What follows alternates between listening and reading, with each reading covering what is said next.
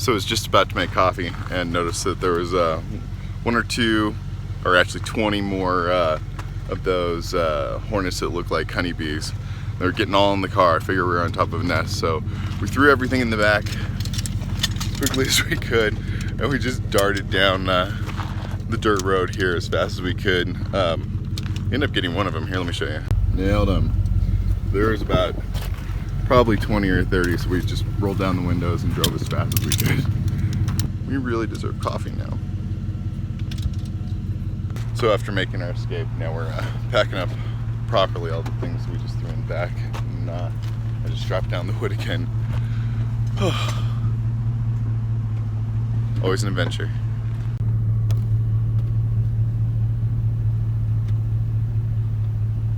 I think I'm gonna leave the dead one there as like a warning. Warning to all other wasps. Don't come in here. So after dealing with the bees, we're cooking some breakfast. Well, not breakfast. What am I talking about? We're making coffee just above the trailhead, where we're gonna go down just for probably like a mile or so hike down to Point. So I've packed us a bag with water and snacks and stuff to get us down there. Aside, I guess those wasps got us up and out here earlier. Just having our coffee here now, and then about to head down into that thing. I was just thinking, how much would it suck to be a pioneer and then you're heading out west and then you run into this thing and you're like, damn it. What do you do? Turn around?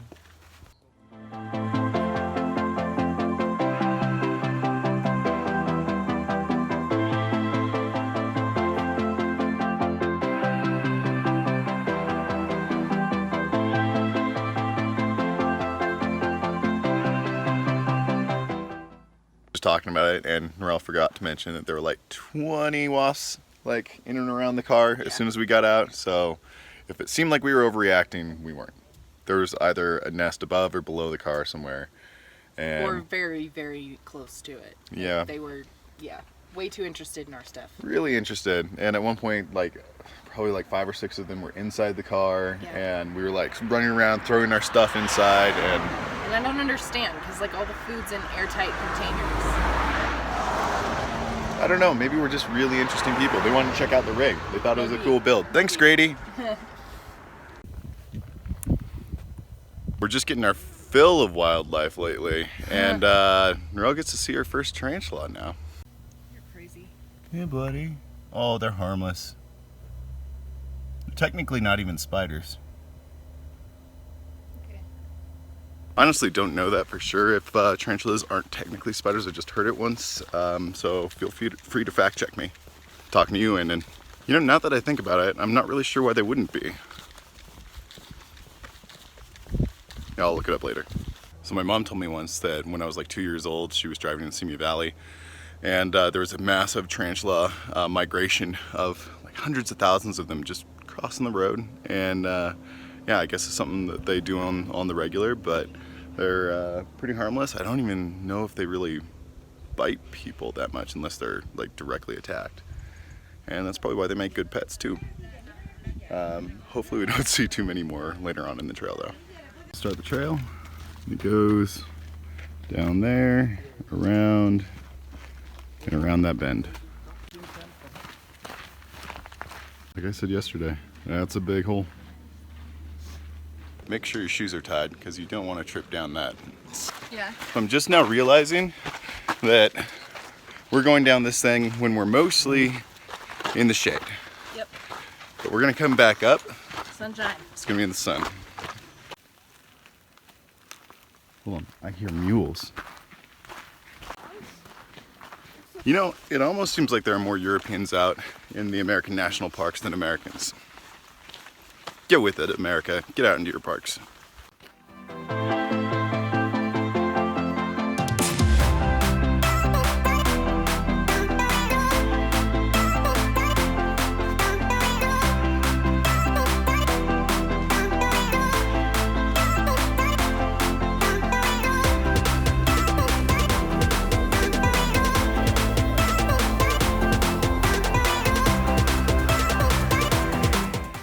thing to keep in mind here is we're starting off at like 6,000 feet up, so the temperature changes really, really quick if you're in the shade versus if you're in the sun, and also night to day. So, been in the shade mostly, but as soon as I stepped in the sun, I just started sweating.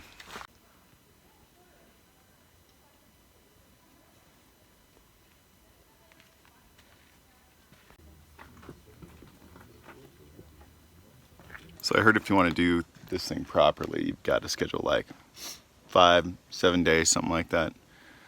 It's a real commitment to get down there. We have other national parks to see. Yeah.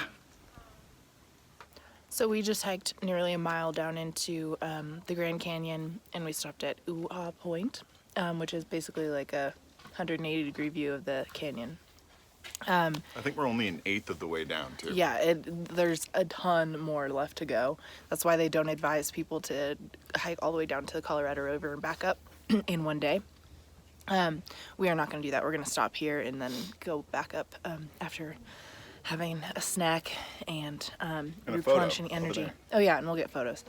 But I was just saying to Danny how like the Grand Canyon is such a backwards hike because you're hiking down and then you hike back up, and I don't think that I could do like a lot of those. Normal hiking where you hike up and then you hike back down is much easier for me. And I was telling her, I think it's really cute when couples match hats and boots and stuff. Yeah, there's this really Especially cute the older old couple. couples. Yeah.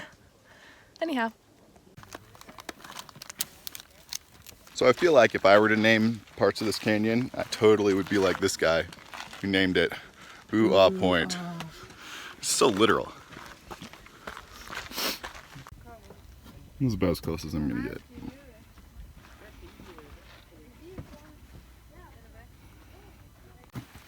Avoid that hole on the left.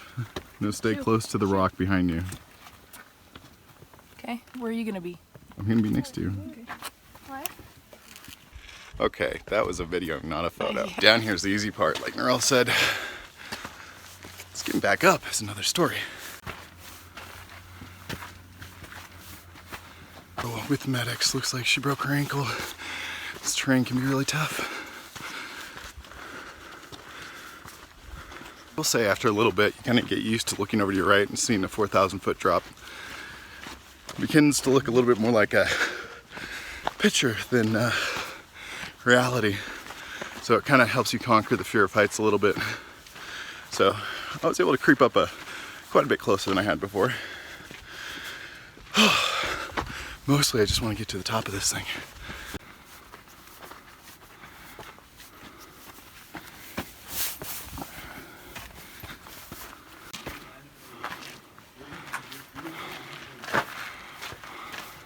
Slow and steady wins the race. Baby steps. Avoid the donkey poo. Super fresh. Hi, Kovic. Sorry, he's really friendly, so he'll probably just want to be pet. And he's a wolf husky hybrid, huh? Yep. Hi. So pretty. You're gorgeous. You're so sweet. It's too bad he can't go on the trail. I know.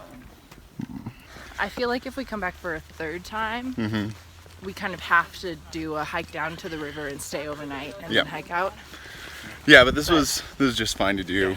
I mean, we had to do some hiking. Yeah, also we need to be in a better fitness state to do that kind of thing. I don't know about you. I think we both could.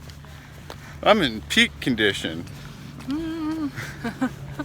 Okay, so my dad won't believe me because we didn't get a picture or on film because we were going too fast.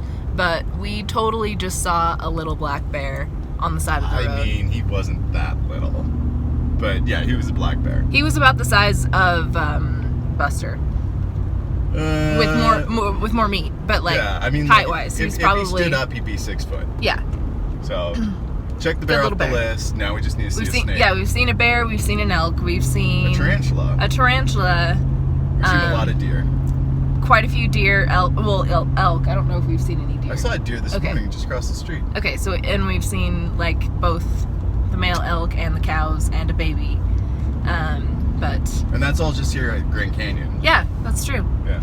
So now that's left at Grand Canyon is to see like a gopher snake or something. Yeah, we'll see if we can stop and film a bear if we see another one again, although I'm not sure if you're supposed to. We won't get out of the car, that's for sure. I'll keep my foot on the gas. Yeah. We're stopping off in Desert View to see a watchtower. Do you know anything about this watchtower? Nope. We'll find out. Is it native or is it European built? I don't know. We'll find out. Okay. All right, so the first signs are inconclusive, but it looks European in construction to me. I'm sure there'll be something else that tells us in more detail. And I'm also willing to bet you have to pay to go in it. Also, when I say European, I mean white people, so just clarifying. Let's check out the watch. Nah, I'm not that hungry. Should you go this way? No. I think we go this way. She died in 1958. So it's based off of native architecture that they've seen in the area, but it was built by Mary Coulter. Figures. Although she worked with a Hopi artist to create petroglyphs inside. All right, let's check that out.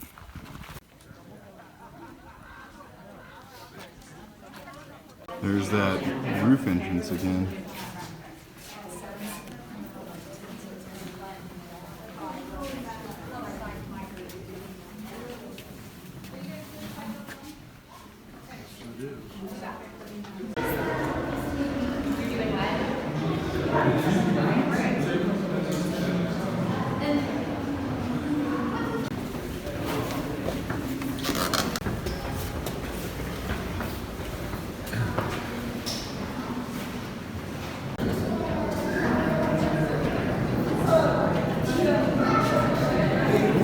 So in that audiobook, they're talking about how there were watchtowers for the ancestral Pueblo people.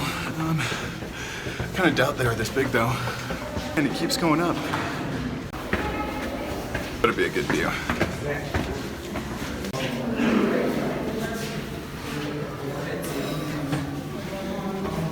After that hike, man.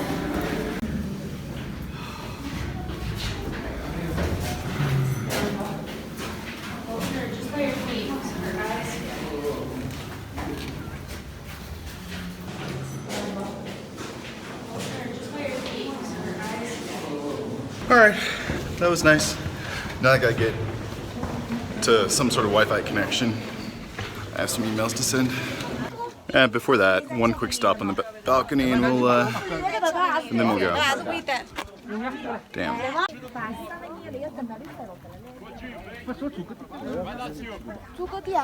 All right. Oh, sorry. Now back to some quick work, and then we'll hop back on the road to, I think it's called Horseshoe Bend. Okay, we've been laughing this whole time ever since Yosemite. We've been seeing dozens of Cruise America renter RVs in every single parking lot. And I think we're up to like 12,622? Something like that. So it's just kind of a running number that will never ever stop.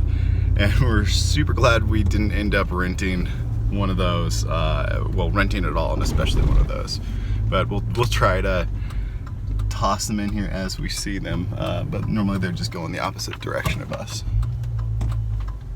I should not be recording while I drive.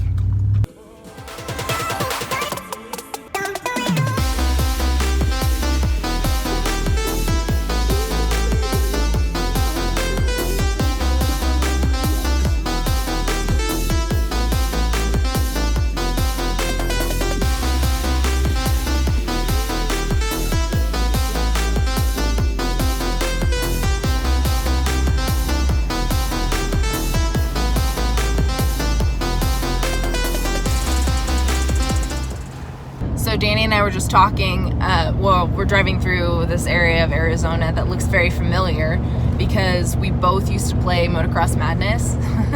And in my experience with my siblings, we would play, and instead of doing the actual races in the game, we would drive the motorcycles as fast as we could toward the like mountains, and then once we got there, we'd like try to drive up and land on the top, and you could drive on the top for a little bit before the game would literally blow you off and back into the game because it was out of limits. And that was just a funny experience that we both shared. Off to the side.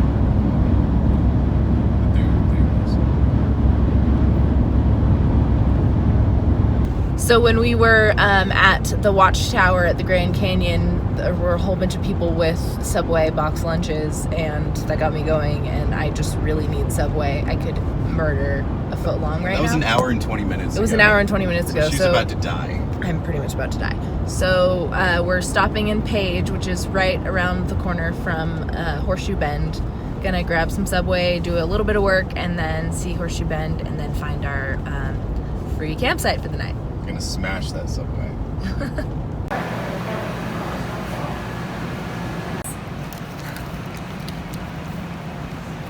What'd you say? I said yes. Oh yeah. That's what I wanted. And this is how I do Subway. Gluten free.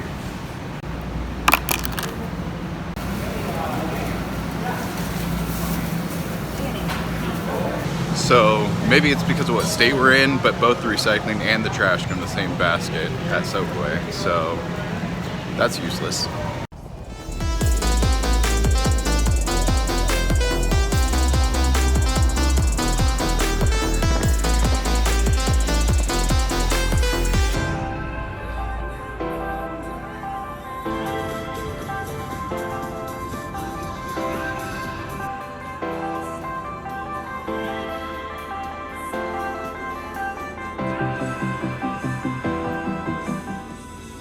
So the Cruise Americas are now encroaching on our personal space. So I was just telling Narelle this playlist is like her dad's garage growing up. Every time you turn the lights on, the music would also go on and you playing old time rock and roll. Just soothes my soul. I reminisce about the days of old. With that old time rock and roll. 6 in this parking lot. 1, 2. There's one over there. 2 more over there. 2 more over there. I mean, granted, we are at a Walmart parking You're in a lot. one-way, Danny. So sometimes when you're on the road, your office is in Safeway.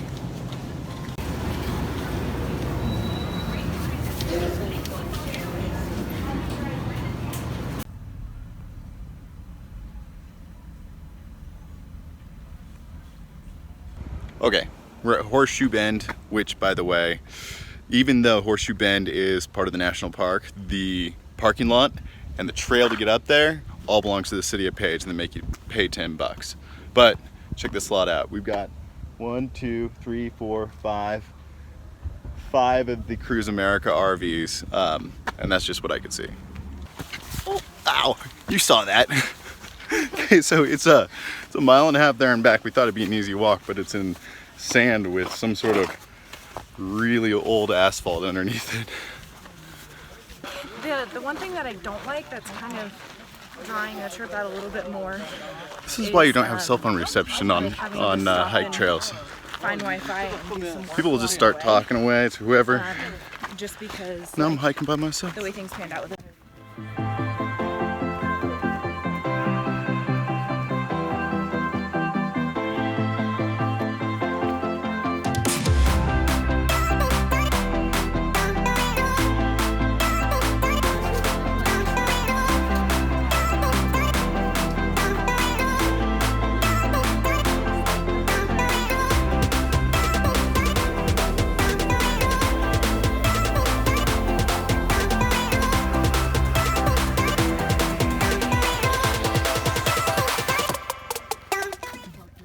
Check it out, guys. Horseshoe Bend. Starts there, ends there, goes in a bend. We made it. It's kind of just a swarm of people to see something that's not as good in person as it is in the photos. It's still worth taking a photo. At least she thinks so.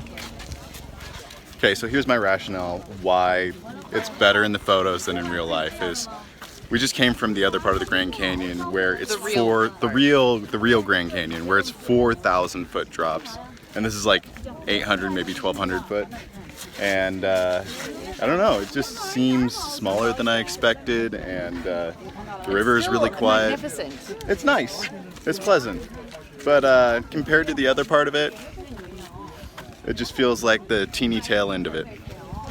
I'm sorry, I didn't mean to be a dick about it. I mean, it's great. I'm just hungry and looking forward to getting some food in me, setting up camp, and less crowds.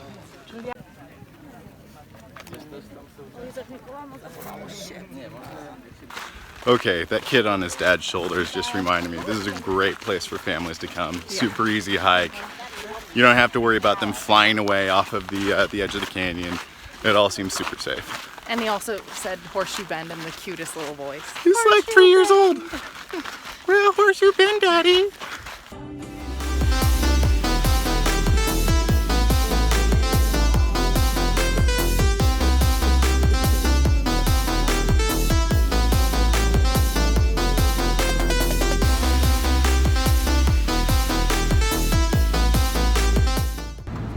So it's starting to get dark, and we can't really exactly find our campsite, or like the road that our campsite is on. Oh, I need that flag, don't I? So we're here at this motel, and Norella's running in, asking them if they've heard of it.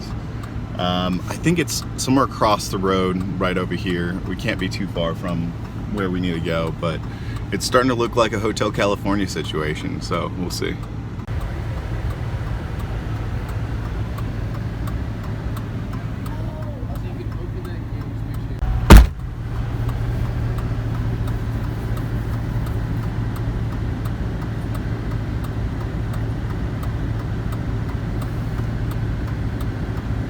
Lift and push in. Oh. No, yeah. No, for sure it's that side. She was right. It opens on the left.